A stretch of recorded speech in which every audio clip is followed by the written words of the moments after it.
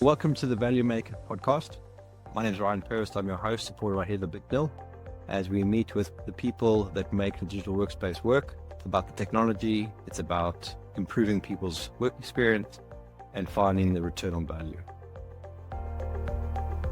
So, Nick, welcome to the Value Makers Podcast. Do you want to introduce yourself, please? Sure. My name's Nick Fine. I'm a 20-year UX person, both a researcher and designer. I'm the founder of UX Psychology, which looks to unite kind of psychology with UX and to bring it into our product-based world. I'm an active practitioner, and I've been an active practitioner doing daily practitioner work for 15 years continuously. So I know what I'm talking about just because I do the product work all day and every day. Fantastic. And maybe define UX just for someone who doesn't know what UX actually means. Okay, so UX, well, that's a kind of a controversial question. I'll give you my definition because it isn't necessarily the same as everybody else's definition. But my definition is simply stated, it's the creation of optimal experience through the conversion of user needs into design solutions. Okay. Right? That's kind of a long way of looking at it. It's basically turning user needs into products. Is a nice, simpler way of putting it. Great. And because it's such a contentious issue, I guess, in the sense of how someone understands it, I mean, how often are you spending time educating somebody in a consultative way, I guess, into break into their language, I would guess would be the way to do it. Yeah, unfortunately, not as much as I'd like, because people all have misconceptions and assumptions about UX, which are usually wrong or variable. So we try to. The real message today actually isn't UX. The real message is user-centricity, which UX was the kind of the weapon, the tool of. But user-centricity is the really important thing. That's what I'm the herald of. That's what I'm a massive advocate for, and that's the hill that I'll die on, if you know what I mean. It's all about user-centricity. The success that we all need relies on user-centricity. Yeah, because there's a trade-off, obviously, between when you build a piece of software or you build a product, service, whatever it is, to deliver on potentially maybe security or there's the features, functionality, there's that sort of thing. How do you balance that? I mean, how do you approach that with your customers? How do I balance what? Sorry. Well, so when you're building a product, and so mine would be more software based. If you wanted to build a secure product, you could over secure it, which makes it very unusable for a user. Yeah. So what I'm trying to understand is, in your engagements with customers, how do you balance feature informed for usability versus maybe some regulatory requirement or something like that? Sure. This is one of the things that has kind of been lost to UX and product in recent years. UX has always been about a balance between the needs of the business and the needs of the user. In that security case, the needs of the user is security, but also usability.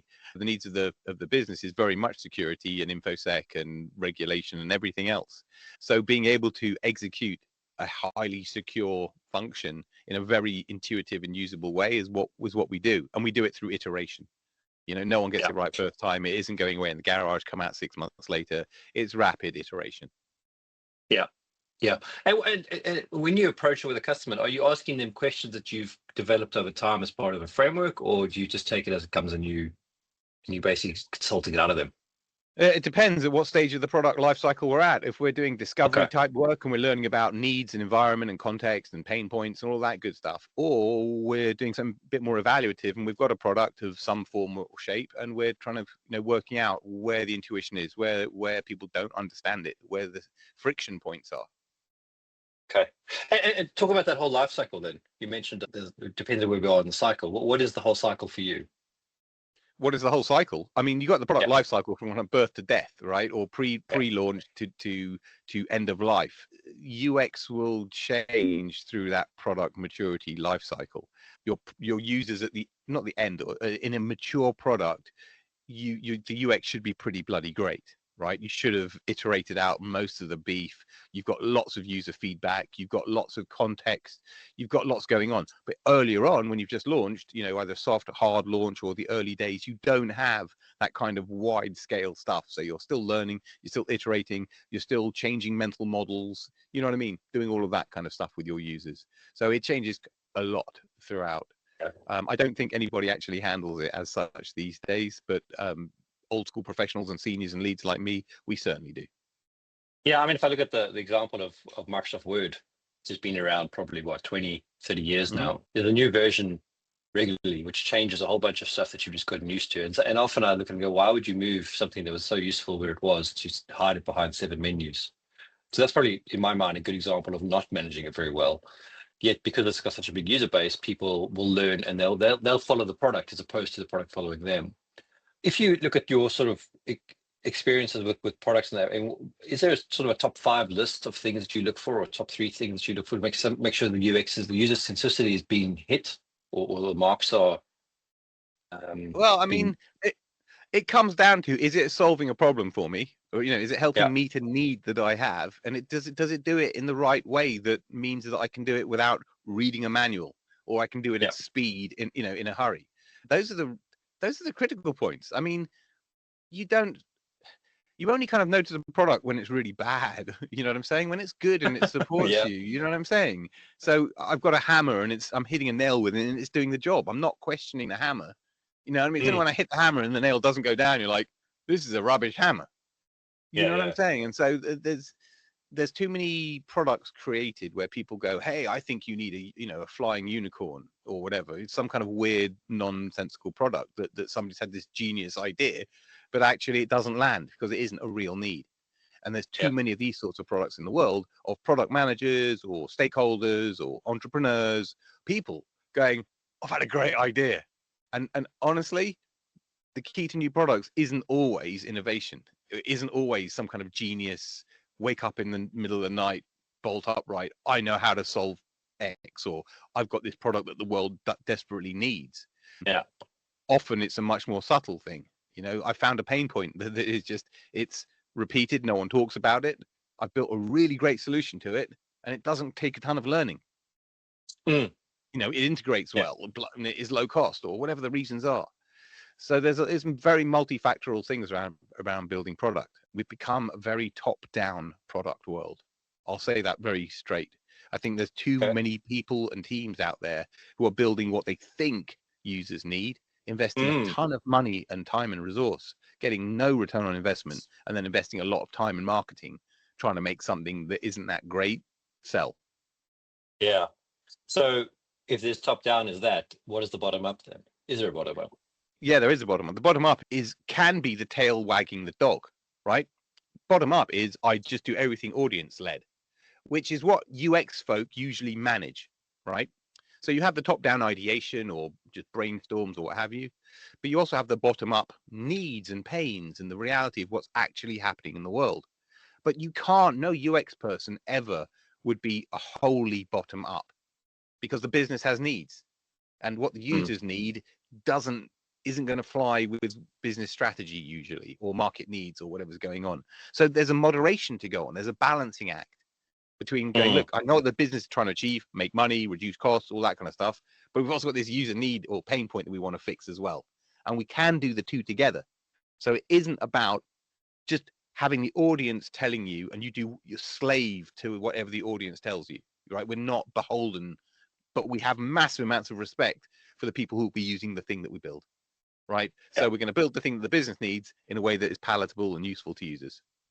yeah, yeah. And I can see that almost seesaw effect. My experience of that has been along those lines. You've got either you're trying to drive it to what you think is going to happen, and you end up building a whole bunch of stuff you have to unbuild, or you end up with a whole bunch of opinions that you've now trying to weave together into a product.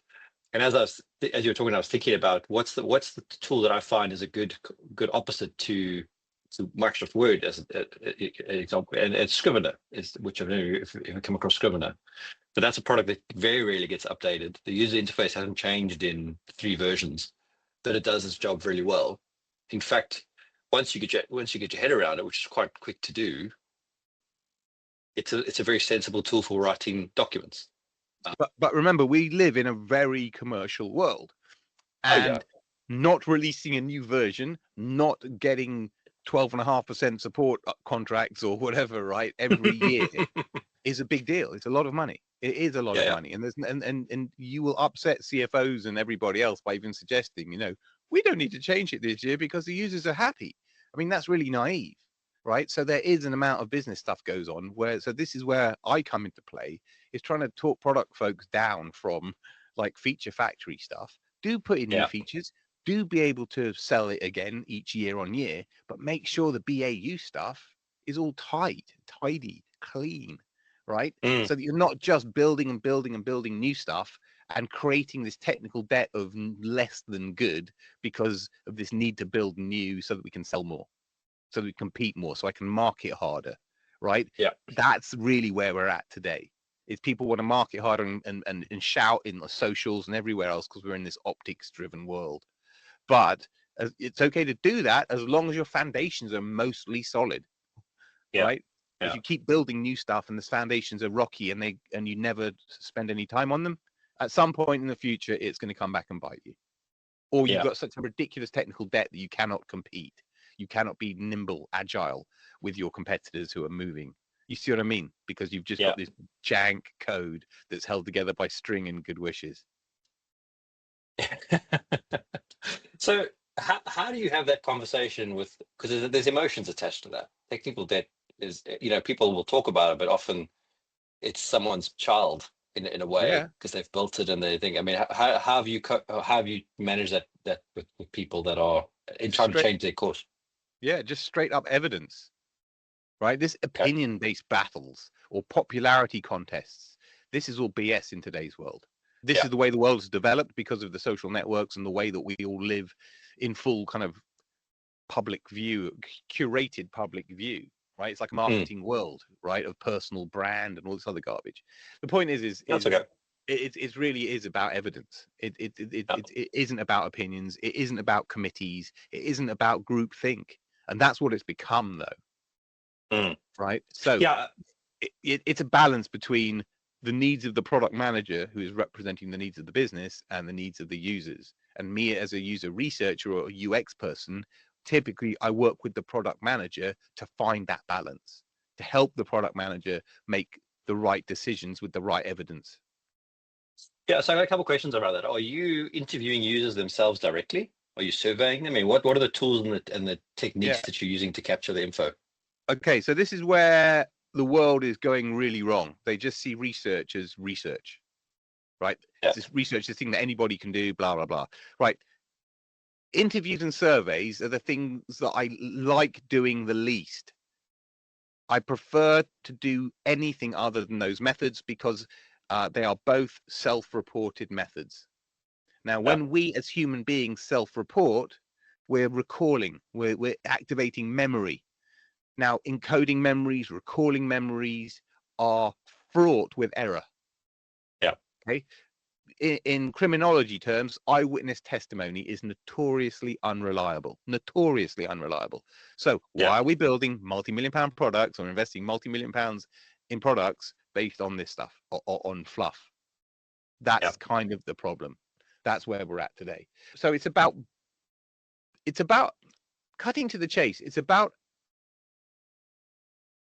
the right methodology at the right time. And right now, there's so much kind of knee-jerk product top-down building that there's no process, there's no formality. It's just about speed to market with some kind of an MVP, which isn't really an MVP. It's just, here's a substandard product that we want to push out to the market. We need structure to what we build.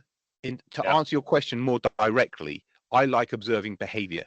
Okay, behavior is much more honest than self-reporting. However, in building products, you need both.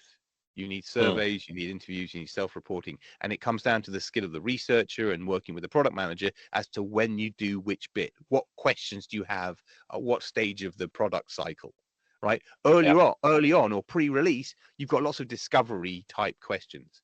Who are my users? What's their context? What pains do they have? Like, what's stopping them from achieving stuff? Yeah. When you get further down the line and you've got something live, it's like, well, how are they using it? Where does it break? What do they need to do that they can't currently do? How are competitors solving the problem? So there are different research questions which need different research methodologies. Yeah. For me, like I said, behavior, I'm a psychologist. So behavior is much more honest for me. And it means I can deliver more reliable insight to my product manager who will make better decisions and build better products. Does that make sense? That was a kind of a long way of saying it, but I hope that made sense. Well, I'm going to interpret it. So, and I guess I'm going to ask the question, depending on the product that you're dealing with, how you do the observation. I mean, I kind of had visions of you sitting in sort of in another room, looking through a one-way glass, watching them use the product, seeing how they adapt to, is it a physical product like, I don't know, like a kitchen utensil, for argument's sake, and you watch how they use it and making sort of comments, and then when they're done playing with it and you've sort of watched it for 10 minutes, you'll go and ask them questions about, okay, so did you understand what it was, and all that sort of, you'd have that kind of conversation with them.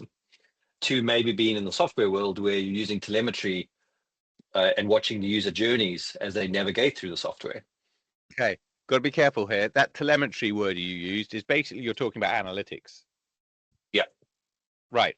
So for the listening audience or viewing audience, make no mistake, and I want to be absolutely clear on this.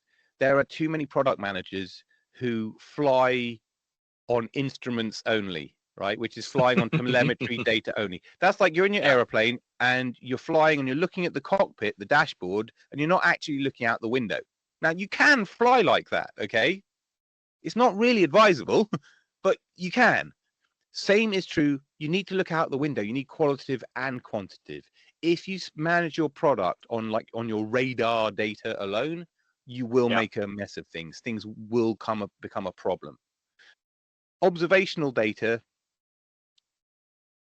complements the quantitative stuff. They both give you macro and micro type views. With quant data, generally speaking, you can scale it much more. I can look at a really big sample and I can look at stuff. But qualitative, I can group it and I can sort it, but it's different. It's that quality of stuff. It tells you about it, not kind of the scale or these sorts of things. So you generally need the two. But when you're shaping a product, the qualitative stuff in the early stages of that cycle is usually the really valuable stuff. Yeah. Okay, you mentioned. Yeah, we on that sort of relationship, we had a tool back in one of the banks I worked in where we'd measure a health score, and the health score would say you got 80% out of 100. But then you go talk to the user, and the user says, "No, this is a terrible experience. It's not working." And you'd have to balance them out and understand, or maybe because this person's actually got other issues, and no matter what you give them, it'll be terrible. Or actually, they're accurate. It's just the health score's not working. Some of those health scoring systems are garbage. Let's just put that straight out there, right? Oh yeah. I'm going to name one, but I'm not going to say it's garbage. It's just it comes under criticism. So your mileage may vary. But there's the system usability score, SUS. It's well known out there. I'm not a big fan of it. I think it's very subjective. It's a bit of like an evaluative heuristic kind of thing. There's some really bad health checks out there which give you an invalid or an inappropriate output, right? And then you think, well, this thing gets 80%, but I stick it in front of my users and they haven't got a clue what it is or how to use it. So what good was your, you know what I mean? It wasn't measuring what it purports to measure. Quite simply stated, to any product manager, any designer, researcher out there, I would strongly encourage you to use a test, your golden journey. And when I say golden journey, everything that we build is comprised of journeys, right? Of linking pages together to create journeys to achieve a thing. Your golden journey is your really important one, right? You'll have probably a couple of them, but it might be onboarding, it might be checkout, it might be sign up, it might be renewals, it might be what is the thing that makes you your real money? What would you be really upset if it broke? What would you get into big trouble for? You're writing down golden journeys. I am. I love it. Golden journeys should be standard parlance in the industry, and it used to be back in the day. Unfortunately, because of product and design and UX, there's lots of people doing what we do without the training or the experience. So things like golden journeys are brand new to them, and it's crazy. Every product manager should have their golden journeys tested regularly. The idea that you've got completely blind to the thing that makes you your money. It's like saying I've got a road from London to Manchester, but I never look at it. I never check it to see where it's blocked or where the crashes are happening. I'm just assuming that it flows. That's bonkers, especially if I've got a toll and I'm getting paid on that road. You know, it's a bad analogy, but you understand where I'm going. Yeah.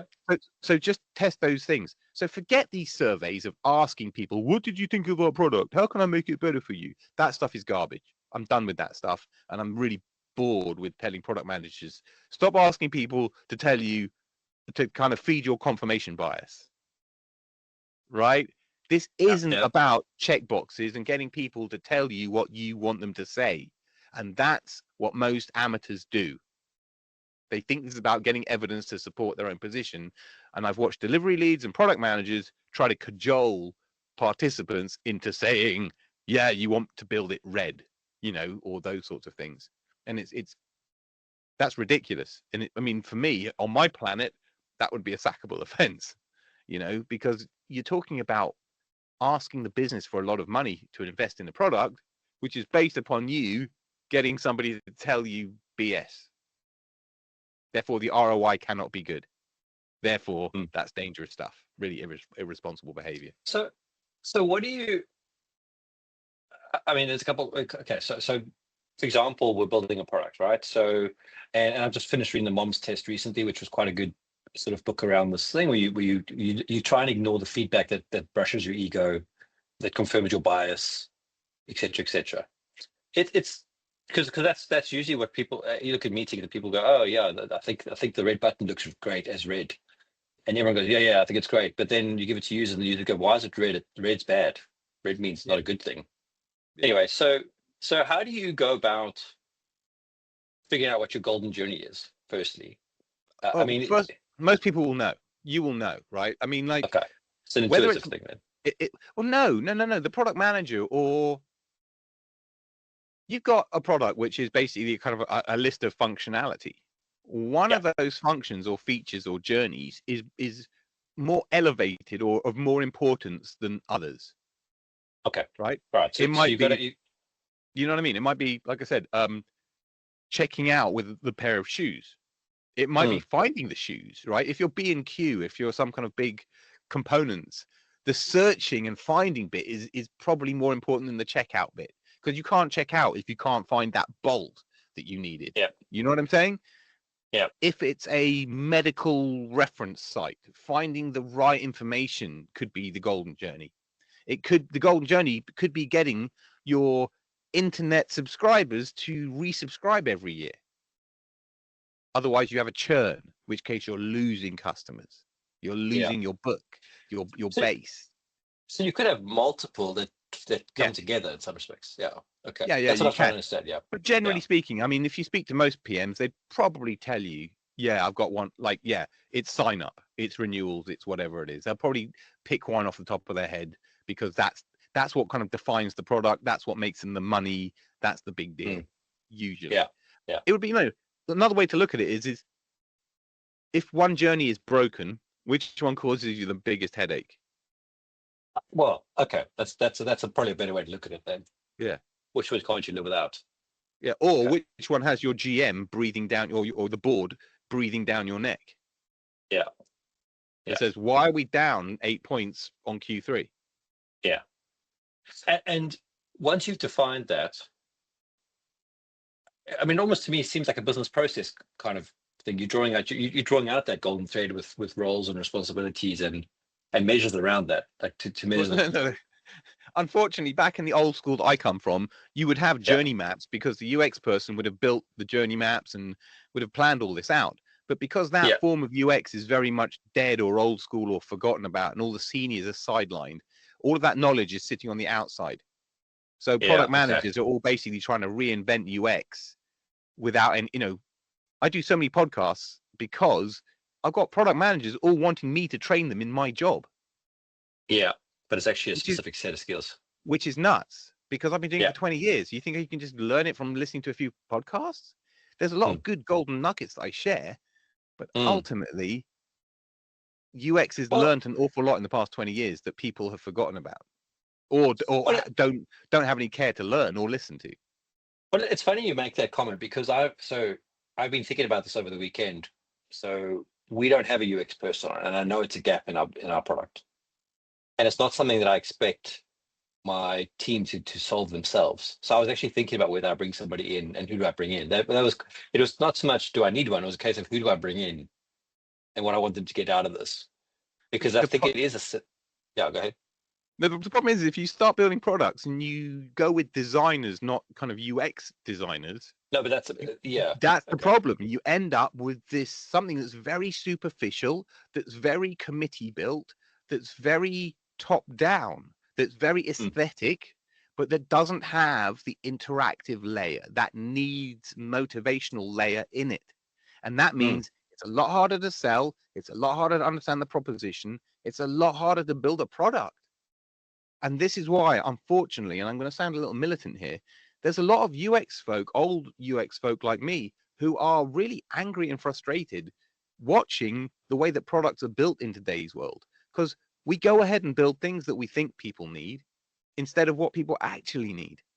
So product managers doing their own research when they should be managing a roadmap, doing all the stuff that they should be doing. Is when I asked my current product manager, it's like, what do you think about this democratization of research? And she was like, Nick, who's got time for that?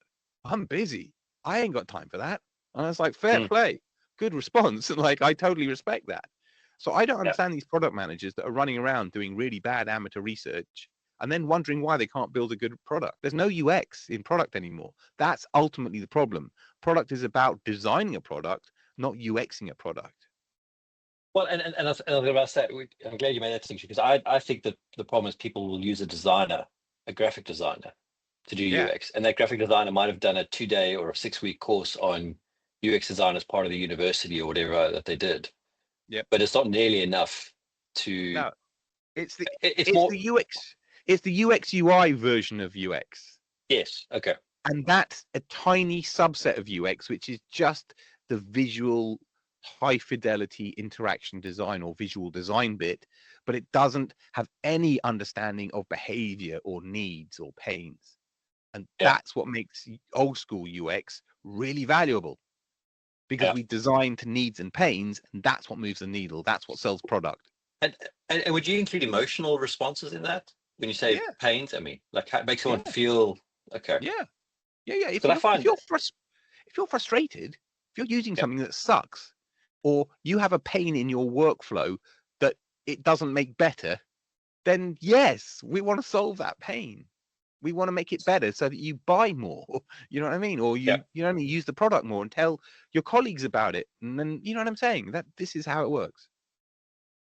So you mentioned, using surveys and that depending where you're on the life cycle, but do you feel, for example, the ability to say you'd like something or dislike something in the product, there's like Microsoft does it with Microsoft Office, you can smiley face or upset face at any time. Do you think those things are worthwhile mechanisms to capture? Is that just a symptom to go and investigate further as part of your UX review? Where do they? I understand the idea of kind of like, don't like kind of stuff. Yeah, like upvoting or down voting. But where would that happen in the interaction design, or where's, you know what I'm saying? Well, it's kind of ad hoc for me. If I look, and I'm actually trying to see if it's even. I think I've actually removed it now. So in Outlook, for example, you used to have the ability to like or dislike a piece of functionality as you used Outlook. Oh wow! And I see that's actually gone now, but it used to be there. And I think this is when they were switching over. But it was kind of. What does that tell you, man? Like, okay, that's a great example. You can say, I don't like the summarization feature, so I'll thumbs down it or something, right? Yeah. What you're seeing as a product manager or through the lens of the analytics is 30% of our users don't like this feature. Okay, so that's okay. Maybe it shows you that there's maybe a problem over here. Does it tell you why? No. No, not unless they take the time to write something about it. So you have to do a lot more work to find out why people don't like this thing. Yeah. So no, well, that's what I'm asking. Yeah. Is it worth it? Yeah. So in terms of a radar, maybe it's useful for that, but you still got a whole ton of why. Yeah. Also, if you're doing like a regular review of your app and your journeys, this stuff will come out very quickly and naturally.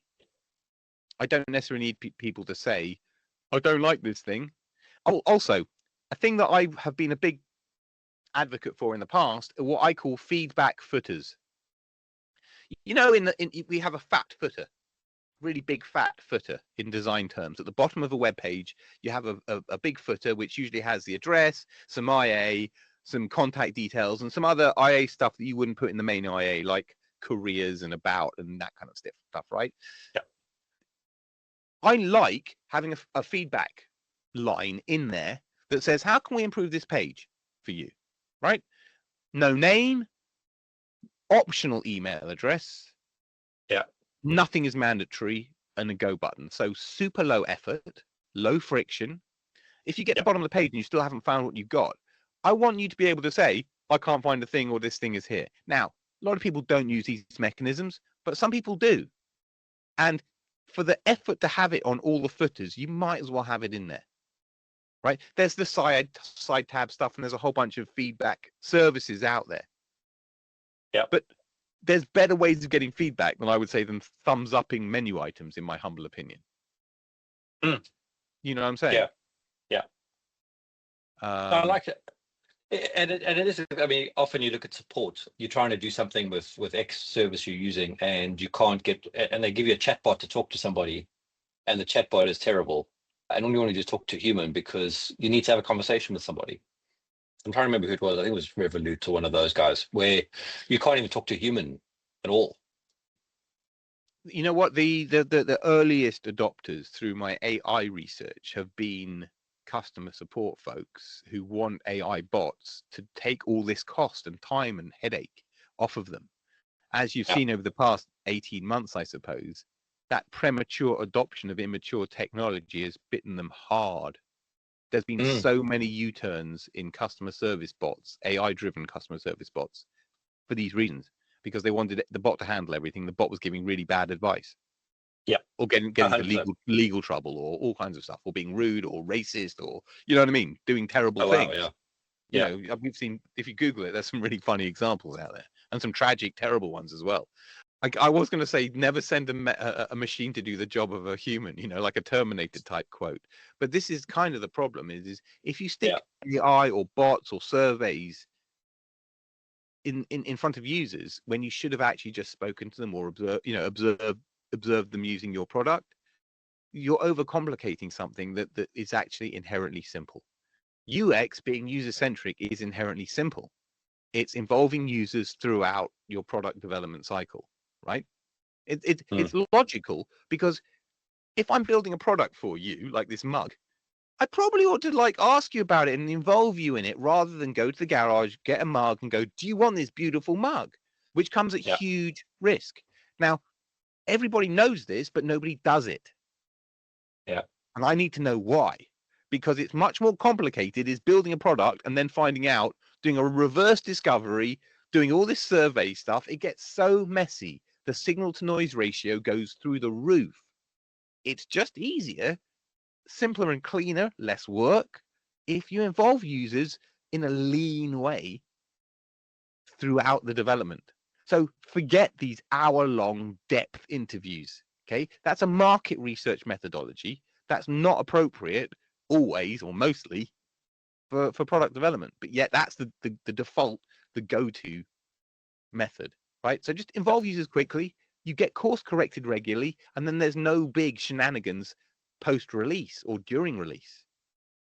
So you might have answered this in what you've said, but I still want to ask the question. I mean, what are your thoughts of AI involved in this sort of process, and the process of UX UI, process of UX, and the process of product development, I guess? Yeah, we're in a very dangerous place right now, because as you can tell from the quality of this conversation, there's lots of product folk out there who want to be better, who've got a ton of pressure to be better from higher ups and markets and not enough money, but yet without the experience. That's the truth. I'm sorry to say that. Now, this is where AI is going to start to fill in some gaps in a bad way as well as a good way, right? If you ask AI GPT, the latest and greatest, best paid version of it, about UX stuff, it's going to get it really wrong quite a lot of the time, because AI is only as good as the information that's publicly available in the world. Now, we know that if there was good publicly available UX information, we wouldn't be in this pickle right now, right?